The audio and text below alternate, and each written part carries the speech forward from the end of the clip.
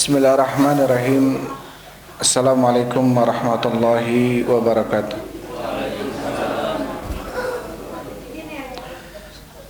Alhamdulillahilladzi arsala rasulahu bil huda wa dinil haq liyudhhirahu 'alad dini kullihi wa kafa billahi syahida. Wa asyhadu an la ilaha illallah wahdahu la syarika la iqraran bihi wa tauhida. Wa asyhadu anna Muhammadan abduhu wa rasuluh.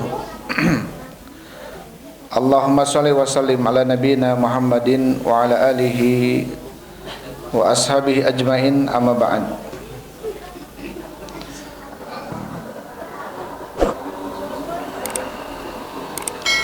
Ikhwan wa akhwati fillah, hafizakumullah. Hadirin wal hadirat, jamaah salat maghrib yang sama-sama mengharapkan ridha Allah subhanahu wa ta'ala. Alhamdulillah, segala puji bagi Allah yang telah memberikan kemudahan kepada kita semua, sehingga di malam ini kita masih bisa melaksanakan sebagian kewajiban kita, yaitu salat maghrib berjamaah dilanjut dengan talabul ilm. Assalamualaikum.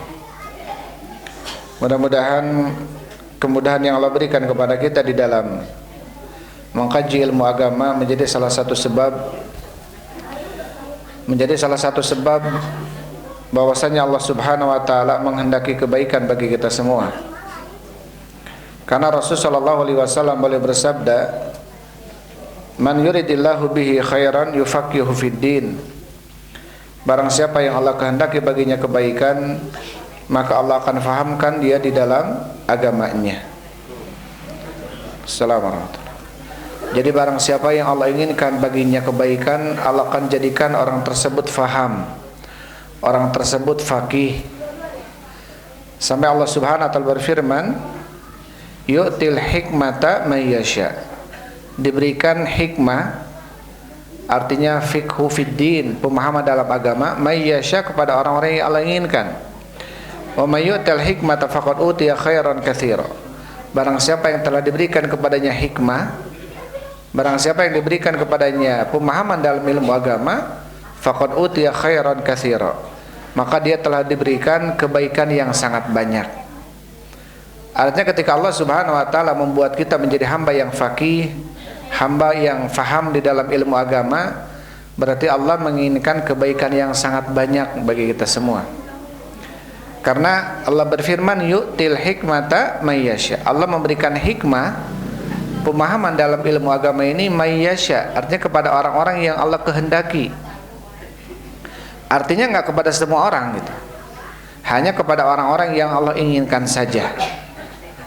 Tapi maka tentunya ketika kita diberikan kemudahan oleh Allah Subhanahu wa taala untuk mengkaji ilmu agama, menghadiri pengajian, ya berarti dengan ini menjadi bukti atau sebab ya bagi kita bahwasanya Allah ingin menjadikan kita menjadi hamba yang lebih baik dengan diberikan kemudahan di dalam mengkaji ilmu agama.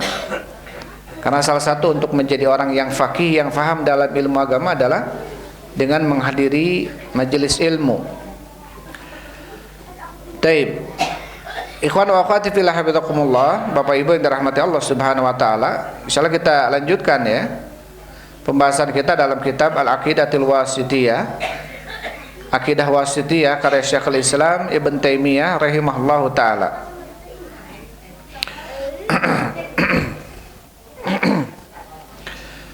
Baik, kita masuk ke ayat yang setelahnya. Di dalam surat Al-A'raf, Allah Subhanahu wa taala berfirman, a'udzubillahi minasyaitonir rajim. Qul inna ma harrama rabbiyal fawahisha ma dhahara minha wa ma batan wal ithma wal bagya bighairil haqq wa an tusyriku billahi ma lam yunazzil bihi sultana wa an taqulu 'alallahi ma la ta'lamun. Ini dalam surat Al-A'raf ya. Allah Subhanahu wa taala berfirman dalam surat Al-A'raf ayat 33 ya. Qul, katakanlah ya Muhammad, innama harrama rabbiyal fawahish. Sesungguhnya innama ini adatul hasr, Ya, adatul hasar artinya pembatasan dari Allah Subhanahu wa taala. Innama, sesungguhnya hanyalah, harama yang telah Allah haramkan, atau Rabbku haramkan. Yang pertama adalah al-fawahish. Ya, maka di sini kalimat innama ada tuhasrin tufidu ikhtisasil asya al-madhkurati bil hurmah. Maka kalimat innama ini adalah ada tuhasrin. Ya, ini huruf alat untuk membatasi, karena yufidu hasr. Innama zaidun taib, innama zaidun qaimun, atau innama zaidun qaiman, atau innamal mu'minuna ikhwah. Hanyalah orang-orang beriman itu ikhwah, bersaudara. Maka menunjukkan bahwasanya pembatasan, ya, membatasi persaudaraan itu ada dengan kalimat ikhwah atau ukhuwah, kalimat keimanan. Maka siapapun dia, dimanapun berada, warnanya pun seperti apa, ketika dia beriman berarti ikhwatun, berarti dia adalah bersaudara. Dalam hadis Rasulullah SAW bersabda, innama ju'ilal imamu liyu'tamma bihi. Sesungguhnya hanyalah keberadaan imam itu, ya, liyu'tamma bihi, dijadikan adalah untuk liyu'tamma, untuk dicontoh. Jadi posisi imam itu adalah, keberadaan imam adalah tugasnya untuk dicontoh oleh kita sebagai makmum. Baik. Maka kalimat ini adalah innama, ini menunjukkan tentang apa? Pembatasan. Ya, menunjukkan tentang hanyalah kalau bahasa Indonesianya. Jadi kul, katakanlah, innama, sesungguhnya hanyalah, harama, yang telah diharamkan, Rabbiya, oleh Rabbku, yaitu oleh Allah, al-fawahisha, yang pertama adalah fahisyah. Ya, berarti selain daripada fayubhamu anna man adaha minat tayyibati fahuwa mubahun la haraja fihi. Berarti selain daripadanya, dari perkara-perkara yang thayyib, ini adalah hukumnya mubah. Ya, selain yang fawahish, selain yang ithmun, selain bagyun, itu ya, selain syirkun, dan selain nanti berucap atas Allah tanpa ilmu, ya, atau termasuk daripada at-thayyibat, maka ini adalah hukumnya mubah. Yang pertama diharamkan oleh Allah Subhanahu wa taala, katakanlah sesungguhnya hanyalah yang diharamkan oleh Tuhanku adalah fawahish.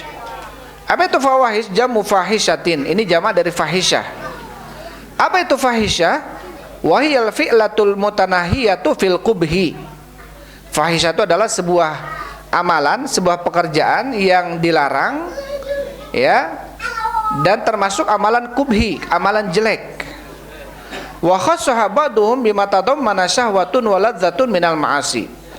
Dan sebagian ulama mengkhususkan amalan fahisyah ini adalah amalan yang di dalamnya ada bentuk syahwat atau kelezatan. Ya, maka semua bentuk syahwat yang disalurkan di dalam hal yang haram maka masuk ke dalam fahisyah.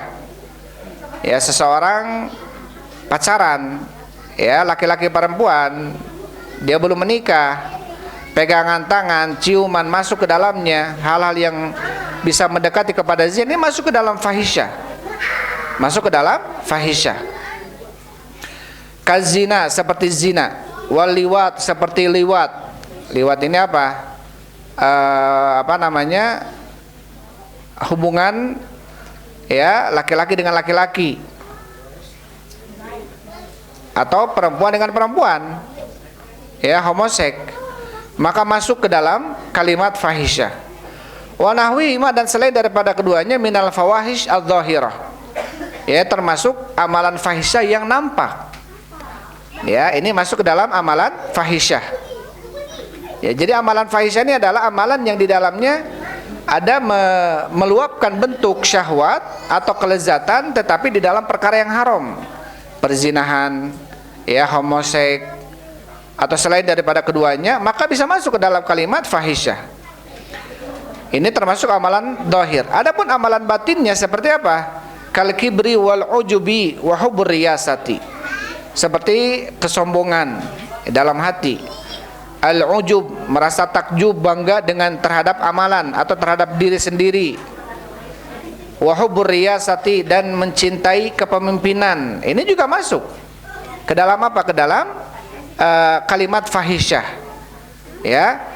Tapi apa? Fil batin. Ini secara batin karena hati yang beramal. Ini secara garis besar tentang fahisyah. Kemudian dosa yang kedua adalah al-itsmu. Apa itu itsmu? Faminu man fassarahu bimutlaqil ma'siyah.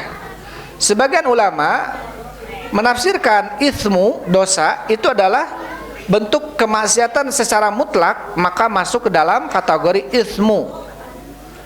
Sampai Rasulullah SAW dalam sebuah hadis, ya, al-itsmu mahaka fi nafsika wa karihta an yatalli'a alaihin nas. Hadis keberapa Pak Hari?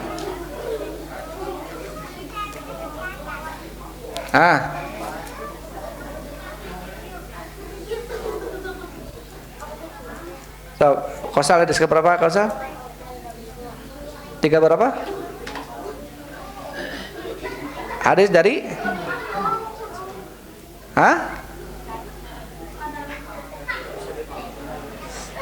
Taib Nawas bin Sam'an, dari hadis Nawas bin Sam'an, ketika seseorang datang kepada Rasulullah SAW tentang al-itsmu, kemudian Rasulullah SAW mengatakan al-itsmu mahaka fi nafsika wa karihta an yatalli'a alaihin nas. Itsmu itu, dosa itu adalah mahaka fi nafsika, sesuatu yang menggelitik dalam hatimu. Artinya ketika kita mau berbuat sesuatu asa ragu-ragu, ieu mah cigana teu meunang ieu, tak eta termasuk dosa berarti. Atau apa? Wa karihta an yatalli alaihin nas, dosa itu adalah sebuah amalan yang ketika kamu melakukannya malu kelihatan oleh manusia yang lainnya. Ya, malu kelihatan oleh manusia yang lainnya. Berarti itu adalah itsmu. Maka salah satu definisi dosa kata Rasul adalah dosa itu sesuatu yang kalau kita lakukan kita merasa diri ini bergetar, deg-degan, gitu ya. Sieun kapangihan ku batur, waalaikumsalam. Sieun katingali ku batur. Makanya termasuk apa? Termasuk dosa. Dan di sini diartikan oleh Syekh Muhammad Khalil Harras, jadi itsmu itu adalah bimutlaqil ma'siyah, kemaksiatan secara mutlak, maka masuk ke dalam kategori itsmu. Ya. Fayakunul muradu minhu madunal fahisyah, berarti yang dimaksud dari itsmu adalah selain daripada fahisyah. Ya, wa minhum man khassahu bil khamri, sebagian juga ada yang mengatakan itsmu itu adalah mengkhususkan dengan dosa khamr, minuman keras, itu adalah itsmu. Kenapa? Fa inna jima'ul itsmi, karena minuman keras ini adalah jima'ul ismi, bapaknya dari semua dosa, karena terkumpul di dalamnya semua dosa. Karena banyak kalau seseorang sudah mabuk, dia bukan hanya mabuk saja dilakukan, semuanya bisa dilakukan karena sudah mabuk. Maka dikatakan jima'ul ismi, terkumpul di dalamnya berbagai macam bentuk dosa. Dengan apa? Dengan mabuk, gitu ya, membuat seseorang hilaf, kalaf, sehingga bisa melakukan hal-hal atau dosa-dosa yang lainnya. Taib.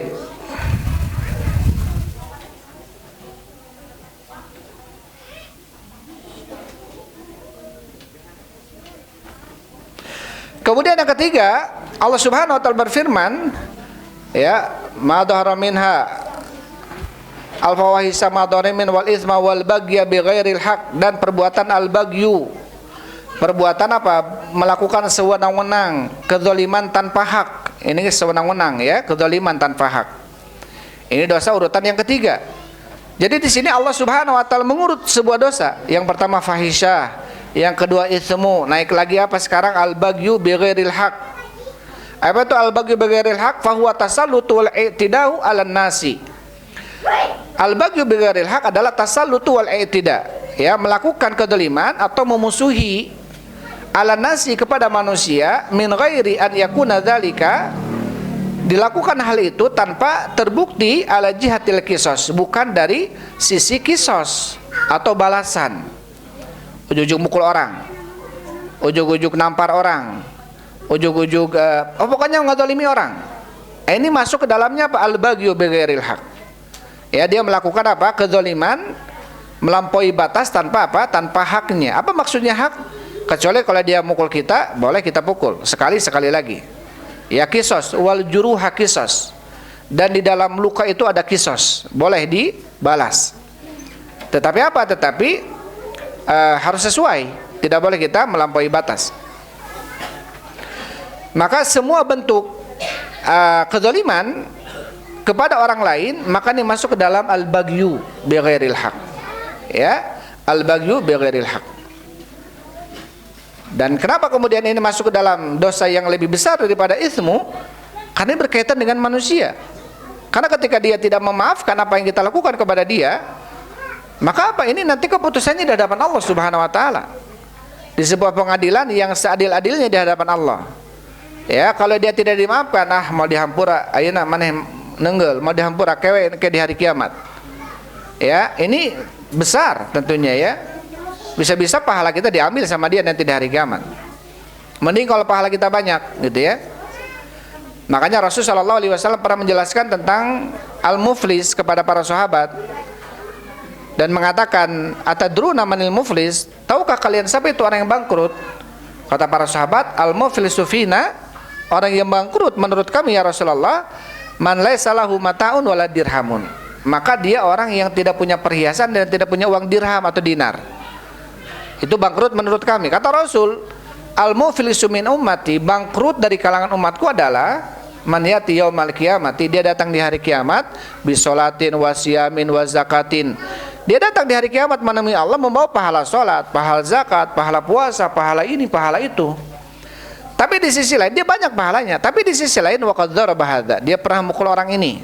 Wa syatama hadza, dia pernah mencela orang ini. Wa qadhafa hadza, dia pernah menuduh orang ini dengan tuduhan tanpa bukti. Wa akhadha mala hadza, dia pernah mengambil harta orang ini. Maka kemudian apa? Diputuskan Allah Subhanahu wa taala. Ketika orang yang pernah dizaliminya datang, maka semua kebaikan dia diberikan. Ya, menurut porsinya masing-masing.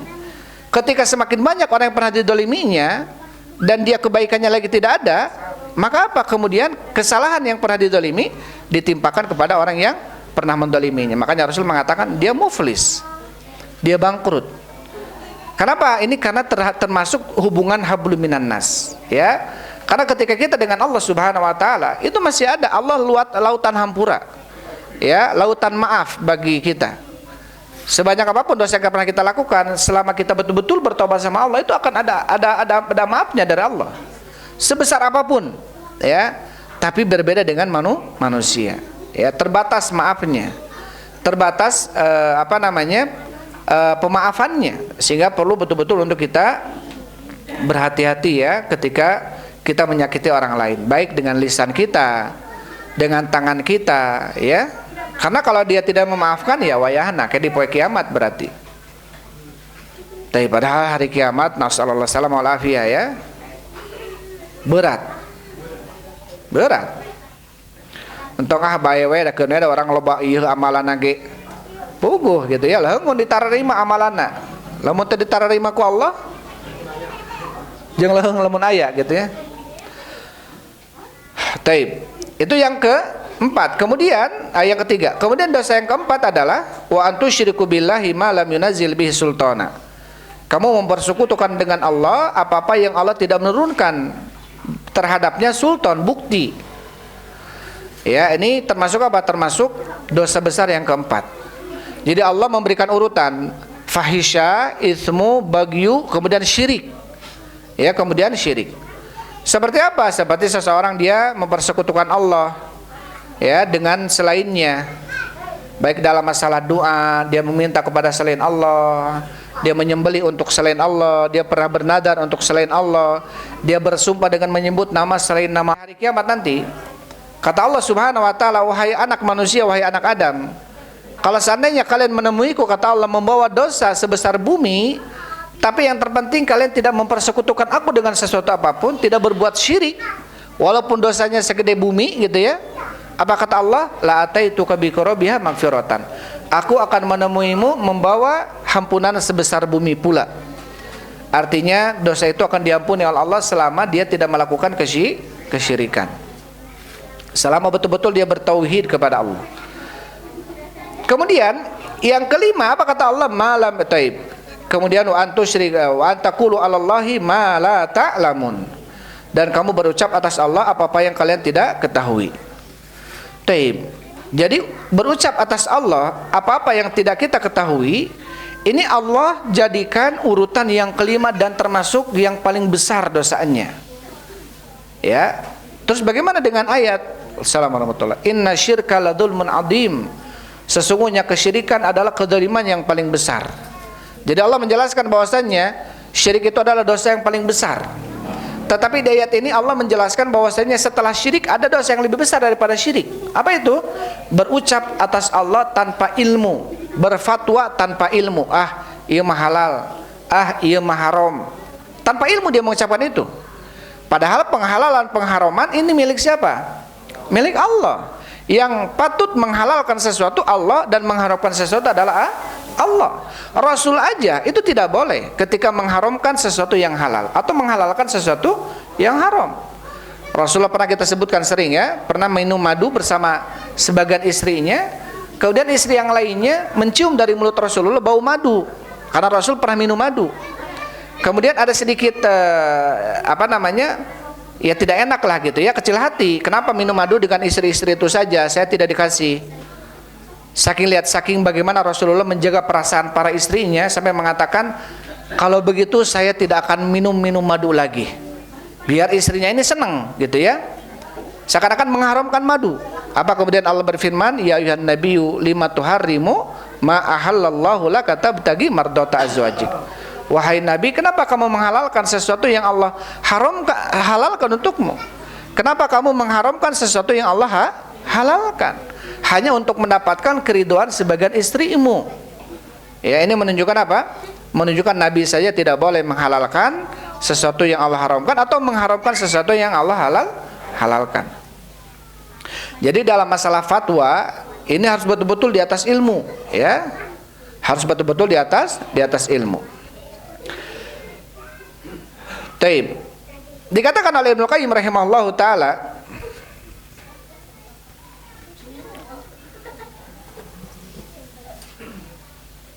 beliau mengatakan dalam I'lamul Muwaqqi'in, wa qad haramallahu al-qaula 'alaihi bighairi ilmin fil futya wal qada'a wa ja'aluhu min a'damil muharramat.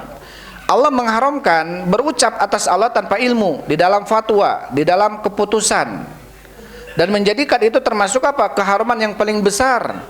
Bal ja'alahu fil martabatil ulya minha. Bahkan Allah menjadikan berfatwa, berucap atas Allah tanpa ilmu ini termasuk apa?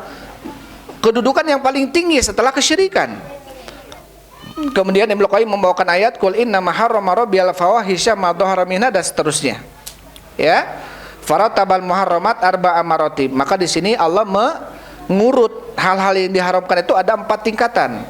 Ada fawahish, itsmun, bagyun, syirik, kemudian berucap kepada Allah tanpa ilmu. Taib. Kenapa kemudian berucap kepada Allah tanpa ilmu ini masuk ke dalam kategori paling besar dalam ayat ini dosanya? Ya, terus bagaimana hubungannya dengan bahwasanya syirik itu adalah dosa yang paling besar? Karena di dalam berucap ya yang disandarkan kepada Allah tanpa ilmu ini masuk di dalamnya bentuk kesyirikan. Dia mengatakan ini halal, ini haram, padahal Allah tidak menghalalkannya, padahal Allah tidak mengharamkannya. Dia menandingi Allah Subhanahu wa taala. Sampai dulu orang-orang Yahudi dan orang-orang Nasrani, mereka menjadikan ulama-ulama mereka, pendeta-pendeta mereka ini sebagai tandingan bagi Allah. Sampai Allah berfirman dalam surat At-Taubah ya, ittakhadhu ahbarahum wa ruhbanahum arbaban min dunillah. Mereka orang-orang Yahudi dan Nasrani telah menjadikan ulama-ulama mereka ini apa? Tandingan-tandingan, sekutu-sekutu bagi Allah. Ketika ayat ini turun, ada seorang sahabat namanya Adi bin Hatim yang dulunya seorang Yahudi. Kemudian mengatakan kepada Rasulullah, ya Rasulullah, ya, ma kunna na'buduhum, kami tidak pernah beribadah kepada pendeta kami, kepada ulama kami dari kalangan Yahudi. Karena Allah menurunkan ayat ini seakan-akan apa? Orang Yahudi dan orang Nasrani telah menjadikan pendeta dan ulama mereka sebagai apa? Tandingan bagi Allah. Kata sahabat Adi bin Hatim, kami dulu ketika di Yahudi belum pernah menjadikan mereka tandingan bagi Allah. Kemudian Rasul mengatakan, alaisa tuharrimuna ma ahallallahu laka wa harrama ulamaukum. bukankah kalian pernah mengharamkan sesuatu yang Allah halalkan dan diharamkan oleh ulama kalian? Kata Adi bin Hatim, benar. Bukankah kalian mengharamkan sesuatu yang Allah halalkan dan ulama kalian mengharamkannya? Benar. Jadi mereka lebih memilih penghalalan pengharaman siapa? Ulamanya dibanding penghalalan pengharaman Allah dalam Taurat. Kata Rasul, fatilka ibadatukum, itulah peribadatan kalian. Jadi dengan kita lebih memilih hukum selain hukum Allah, itu menjadi apa? Menjadikan tandingan sekutu bagi Allah. Paham ya maksudnya di sini ya? Karena berucap atas Allah tanpa ilmu, apalagi menyadarkan itu, ya seakan-akan ini cek Allah ge kieu, cek Allah ge kitu, gitu ya. Nah, ini perlu untuk kita betul-betul lebih menjaga lisan kita, ya. Ada cek Allah ge kieu, padahal henteu kitu Allah berfirman. Ini perlu hati-hati ya. Jangan sampai kita menyandarkan sebuah ilmu kepada Allah yang Allah tidak berucap tentang itu. Ya, yang Allah tidak berucap. Wala taqulu lima tasifu alsinatukumul kadhiba hadza halalun wa hadza haramun litaftaru 'ala Allahil kadhib. Innal ladzina yaftaruna 'ala Allahil kadhiba la yuflihun, kata Allah. Wala taqulu lima tasifu alsinatukumul kadhiba. Janganlah kalian berucap apa yang telah disifati oleh lisan kalian, hadzal halal wa hadzal haram. Ia halal, ia haram, litaftaru 'ala Allahil kadhib. Kalian berdusta atas Allah sebuah kedustaan. Ya, ini tidak boleh. Karena penghalalan pengharaman itu harus mutlak menurut Allah. Ya, harus mutlak menurut Allah. Terus kalau kita ditanya dan kita tidak tahu, kemudian apa yang kita ucapkan? Ya, ucapkan wallahu alam. Ucapkan saja wallahu alam. Si etam ustaz etam masa detik Allah alam. Ya terus gitu ya. Tenanawan daripada kita ngomong heg salah gitunya. Nyanyahoanan, mending Allah alam saja gitu. Asa pernah Allah teh dina Quran kieu padahal henteu, aduh hati-hati. Asa ayat-ayat ciganu kieu gitu, asa-asa gitu. Kira-kira asa-asa mantong gitu ya. Jangan kemudian kita menyadarkan sebuah ucapan kepada Allah yang itu tidak ada, yang Allah tidak berucap tentang itu. Sudah kita katakan wallahu alam bisawab saja. Ya, atau aduh saya pernah menemukan tapi ragu, sudah nanti aja kita lihat lagi. Wallahu alam saja. Nggak usah malu. Ya, karena apa? Pernah Imam Malik bin Anas. Imam Malik bin Anas ini Imam Madinah, dikenal dengan Imam Darul Hijrah. Beliau ini gurunya Imam Syafi'i rahimahullah, ya. Bahkan termasuk juga gurunya Imam Ahmad bin Hambal. Karena Imam Syafi'i gurunya Imam Ahmad, Imam Syafi'i gurunya Imam Ahmad. Imam Malik ini gurunya Imam Syafi'i rahimahullah. Beliau ini Imam Darul Hijrah terkenal. Pernah datang beberapa orang dari jauh, padahal datang kalau nggak salah dari Kufah gitu ya, dari Baghdad gitu. Datang bertanya kepada Imam Malik. Imam Malik ada di Madinah. Ya, mungkin perjalanan ya Irak Madinah gitu ya. Kalau pesawatnya 4 jam, mungkin 3 jam, 4 jam perjalanan itu udah beberapa hari kalau pakai unta. Terus datang kepada Imam Malik membawa beberapa pertanyaan, hampir beberapa pertanyaan itu jawabnya dengan wallahu alam, wallahu alam, wallahu alam. Kemudian mengatakan, ya Imam, apa yang harus saya bawa kepada umat saya, kepada kaum saya nanti kalau saya kemudian membawa semuanya ucapannya Allah alam? Katakanlah Imam Malik mengatakan Allah alam, sudah sampaikan ke mereka. Ini menunjukkan bagaimana imam besar, imam dunia ketika itu. Kalau memang tidak tahu, sudah katakan Allah alam. Ya, jangan kemudian kita merasa gengsi, akhirnya kita berucap atas Allah tanpa ilmu, ini bahaya. Apalagi mengenai nyawa orang misalkan, mengenai kehormatan manusia gitu ya, mengenai hak-hak manusia, bicara tentang waris nggak paham, akhirnya kia padahal salah misalkan. Itu kan hak manusia, nggak boleh. Nah, ini perlu untuk kita berhati-hati di dalam memberikan fatwa ya atau hukum, karena khawatir masuk ke dalam ayat ini, yaitu berucap atas Allah tanpa ilmu. Taib. Kemudian kata Imam Ibnul Qayyim rahimahullahu taala, yang pertama kata Syekh Muhammad Khalil Haras dulu, wa amal qaulu 'ala Allahi bila ilmin, adapun berucap atas Allah tanpa ilmu, kaitannya apa? Ayat ini dibawakan oleh Syekhul Islam kepada kitab Aqidatul Wasithiyah. Apa kaitannya? Tadi kita berbicara belum kepada intinya ya, belum kepada maksud daripada buku ini gitu. Adapun ucapan terhadap Allah tanpa ilmu, fahuwa babun wasi'un jiddan. Ini termasuk pintu yang sangat luas sekali. Yadkhulu fihi kullu khabarin anillah. Masuk ke dalamnya setiap kabar yang datang dari Allah bila dalil wala hujjah, tanpa dalil, tanpa hujjah. Ya, karena fi ma atsbatahu, seperti menafikan apa-apa yang Allah tetapkan dalam Al-Qur'an. Au itsbatu ma nafahu, atau menetapkan apa-apa yang Allah nafikan. Au ilhad fi ayati, atau ilhad berbentuk menyeleweng di dalam ayat-ayat Allah. Bitahrif, dengan cara merubah makna dari makna sebenarnya. Wa ta'wil, dengan mengartikan, mentakwilkan artinya padahal salah. Wajah diartikan kedudukan. Tangan diartikan kenikmatan atau rezeki, ya. Ini takwil, tidak boleh. Maka di sini Syekh Muhammad Khalil Harras mengatakan, barang siapa yang menetapkan apa-apa yang Allah nafikan, atau sebaliknya, barang siapa yang menafikan, meniadakan nama-nama atau sifat-sifat bagi Allah yang jelas-jelas Allah telah menetapkannya dalam Al-Quran, maka ini masuk ke dalam ayat ini. Berarti dia berucap atas Allah tanpa ilmu. Allah mengatakan Sami'an basir, Allah mendengar dan melihat. Dia mengatakan, saya tidak mau mengatakan Allah mendengar dan melihat. Padahal dia mengatakan Allah mendengar dan melihat siapa? Allah sendiri. Maka ketika dia mengatakan, saya tidak mengatakan Allah mendengar dan melihat, alasan dia apa? Takut menyamakan Allah dengan makhluk, ya. Maka alasan seperti itu tidak masuk. Sehingga apa? Dia masuk ke dalam ayat ini, berarti dia berucap atas Allah tanpa ilmu. Jadi seakan-akan dia lebih paham dibanding Allah. Allah sendiri yang mengatakan Allah punya tangan, Allah punya wajah, Allah punya beristiwa di atas arsy, gitu ya. Allah turun ke langit dunia sepertiga malam terakhir. Ini semua Allah dan Rasul yang mengatakan itu. Ketika mereka yang kemudian mentawil, mentahrif, gitu ya, menafikan ini dengan alasan, saya takut menyamakan Allah dengan makhluknya. Padahal Allah sendiri yang menyampaikan itu, Rasul sendiri yang mengabarkannya. Ya, berarti dia seakan-akan lebih paham dibanding siapa? Dibanding Allah. Ya, maka ini bisa masuk ke dalam ayat ini, yaitu apa? Wa antaqulu 'alallahi ma la ta'lamun. Kamu berucap atas Allah sesuatu yang kalian tidak ketahui. Masuk ke dalam ayat ini.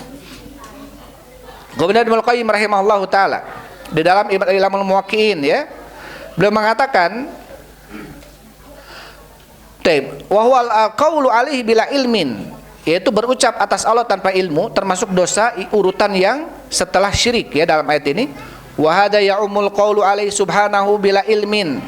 Dan ini mencakup umum sebuah ucapan yang disandarkan kepada Allah tanpa ilmu, fi asma'ihi, baik dalam namanya, wa sifatihi, baik dalam sifatnya, wa af'alihi, baik dalam fi'il Allah, wa fi dinihi wa syar'ihi, baik di dalam agamanya atau di dalam syariat Allah. Jadi masuk ke dalam ayat ini adalah seseorang yang menamai Allah bukan dengan nama yang telah Allah namai.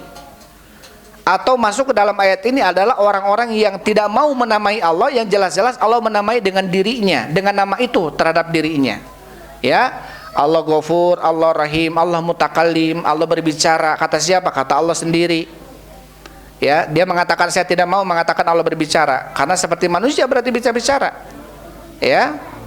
Padahal apa? Padahal tidak perlu kita kemudian menyerupakan Allah dengan makhluknya. Sudah bicaranya Allah, wallahu alam seperti apa, bicara manusia yang kita ketahui, tanpa kita kemudian mengkiaskan. Ya, ini tidak perlu. Karena apa? Karena orang-orang yang mentakwil berarti seakan-akan dari awal sudah mentasbih. Ketika menemukan ayat misalkan, ya, dalam Al-Qur'an bahwasanya yadullah fawqa aydihim, tangan Allah ada di atas tangan mereka. Langsung kebayang mereka bahwasanya Allah punya tangan, tangannya kayak tangan kita. Kok otomatis kan kebayang seperti itu. Makanya mereka mengatakan tangan ini maksudnya bukan tangan tapi nikmat. Tangan ini bukan tangan tapi rizki, misalkan.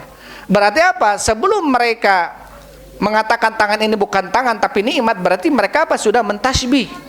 Paham, ya? Berarti otomatis mereka sudah menyerupakan Allah dengan makhluknya.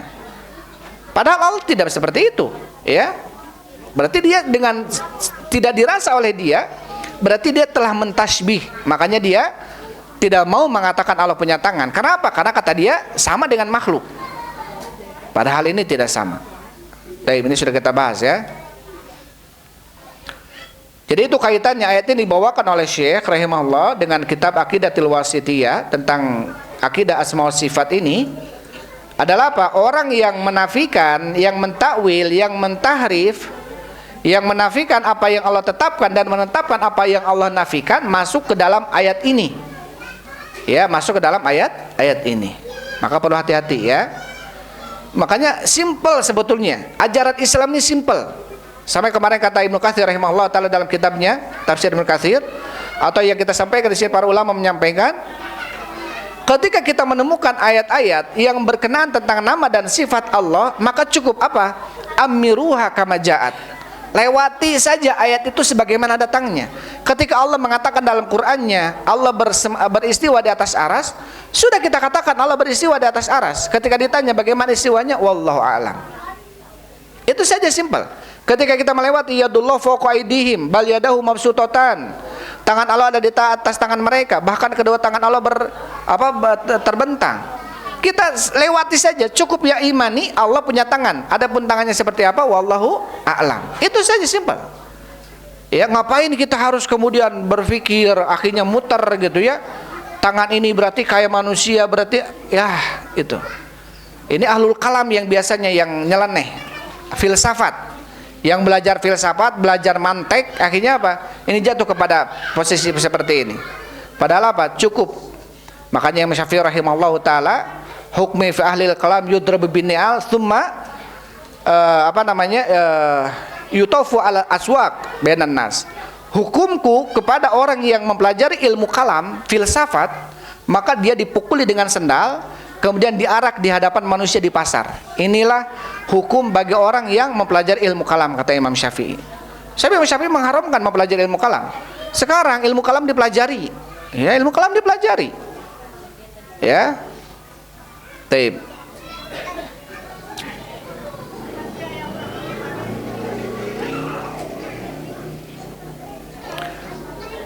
Masih ada waktu ya? Hah? 7 menit. Kita masuk ke dalam ayat setelahnya. Allah Subhanahu wa taala berfirman, "A'udzubillahi minasyaitonirrajim. Ar-Rahmanu 'alal arsy istawa." Allah yang Maha Rahman beristiwa di atas arasy. Fi sab'ati mawadi, di dalam 7 tempat. Fi suratil A'raf, dalam surat Al-A'raf. Inna rabbakumullahu alladzi khalaqas samawati wal arda fi sittati ayyam tsumma istawa 'alal arsy. Sesungguhnya Tuhan kalian Allah yang telah menciptakan langit-langit dan bumi pada kurun waktu 6 hari. Kemudian Allah beristiwa di atas arasy.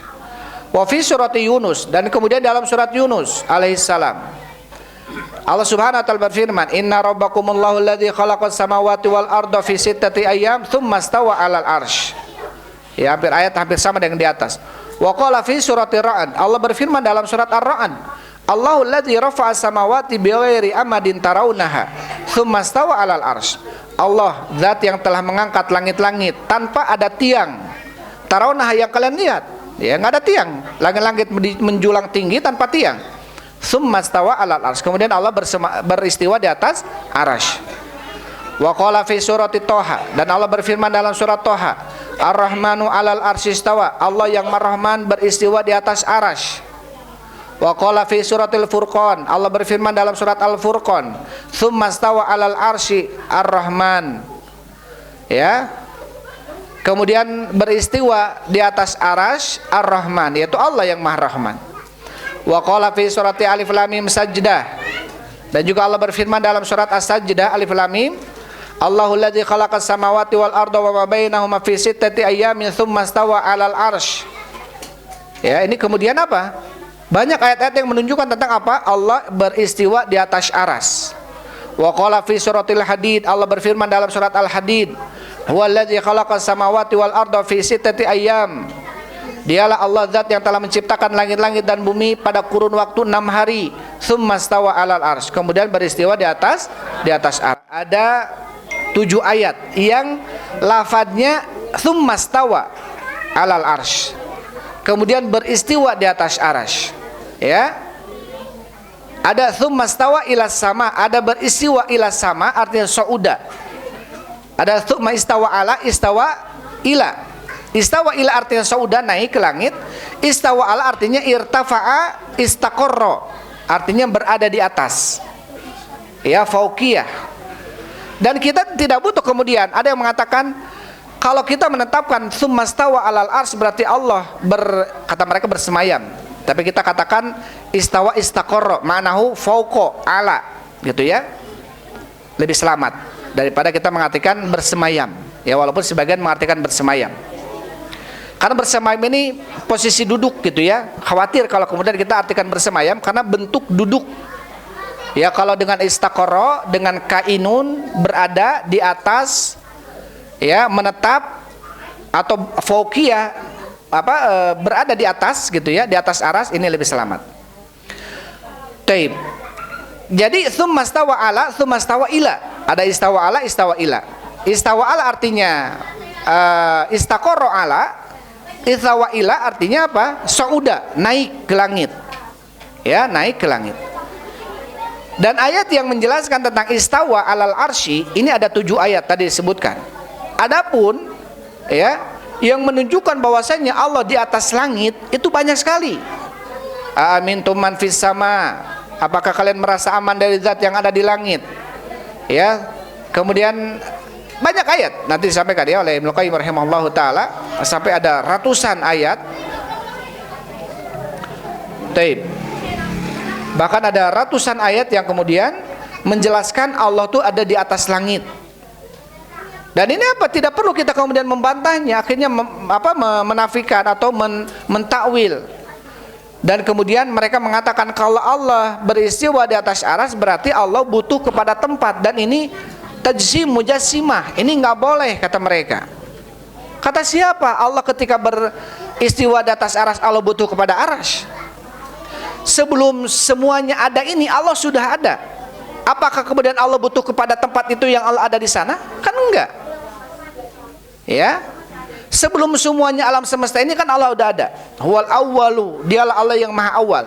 Sebelum semuanya ini ada, itu Allah sudah ada.